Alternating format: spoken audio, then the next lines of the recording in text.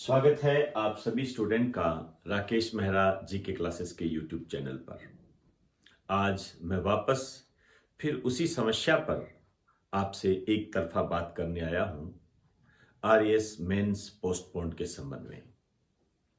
हो सकता है मेरी इन बातों से कई स्टूडेंट बहुत ज़्यादा नाराज भी हो जाए, लेकिन उनकी नाराजगी किसी भी व्यक्ति को, विशेष रूप से किसी टीचर को या मुझे, अपनी बात कहने से नहीं रोक सकती। क्योंकि मैंने पहले ही कहा था कि आलोचना, समालोचना, पक्ष विपक्ष ये जीवन के पहलू होते हैं। मैं अपने जीवन में इन सभी पहलुओं का स्वागत करता हूं।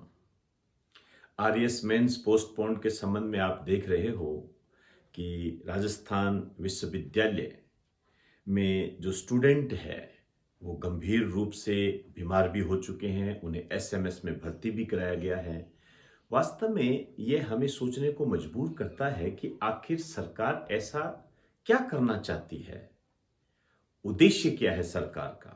हम स्वागत करते हैं उनकी इस बात का कि वो एक कैलेंडर के आधार पर परीक्षाएं आयोजित करवाती है या करवाना चाहती है, लेकिन उस कैलेंडर के हिसाब से चलने के लिए एक इंफ्रास्ट्रक्चर तो बनाना पड़ेगा ना, बेसिक चीजें तो बनानी पड़ेगी ना, नियमों को तो फॉलो करना पड़ेगा। आपने बीच में ही सिलेबस बदल दिया, जो कि वे स्टूडेंट के साथ एक अन्याय है। यूपीएससी या अन्य कोई भी स्टेट गवर्नमेंट की जो पीएससी है, उसमें हमें कई ऐसे उदाहरण देखने को मिलते हैं जो ये प्रूव करते हैं कि ये राजस्थान सरकार के द्वारा उठाया गया एक गलत कदम है। सरकार को इस पर विचार करना चाहिए। हम उनके कैलेंडर के नमूने का सम्मान करते हैं, लेकिन एक सिस्टमेटिक तरीके से हो। आइए मैं कुछ बातें आपको बताना चाहूंगा इस संबंध में। कुछ सवाल है जो मैं आपसे जानना चाहूंगा। एक तो चलो ठीक है, पोस्टपोन करवाने के लिए आंदोलन भी चल रहा है, सब अपने अपने तरीके से काम कर रहे हैं, कई विरोध भी कर रहे हैं, कोई बात नहीं, लोकतंत्र में ऐसा ही होता है। आप आरएस की तैयारी करते हो तो इतना आप समझते ही हो। एक क्वेश्चन विवादित रहा, हालांकि क्वेश्चन तो काफी विवादित रहे, लेकिन मैं एक ही उठा रहा हूं, गुरुमुख निहाल सिंह। उसका आंसर सभी बच्चों ने दिया 1 नवंबर 1956, लेकिन आरपीएससी इसका आंसर अलग मान रही है। वास्तव में जो विषय विशेषज्ञ है वो ये कहते हैं कि ये सही है, जिनमें से एक मैं भी हूं। 1 नवंबर 1956 ये सही है, लेकिन आरपीएससी ने इसको गलत माना और इस आधार पर रिजल्ट भी जारी कर दिया। और आप जानते हो कि 25 से 26 फरवरी को परीक्षा का भी आयोजन हो रहा है। कई बच्चों ने इस संबंध में कोर्ट की तरफ भी रुख किया। अब यदि कोर्ट उन स्टूडेंट को शामिल करने की अनुमति दे देता है, इस प्रकार की घटना पिछली बार की आरएस में हो चुकी है, यदि इन्हें शामिल करने के लिए दे भी देता है तो ये क्या करेंगे और क्यों देंगे पेपर, किस लिए देंगे, क्या तैयारी की है उन्होंने, क्या किया है।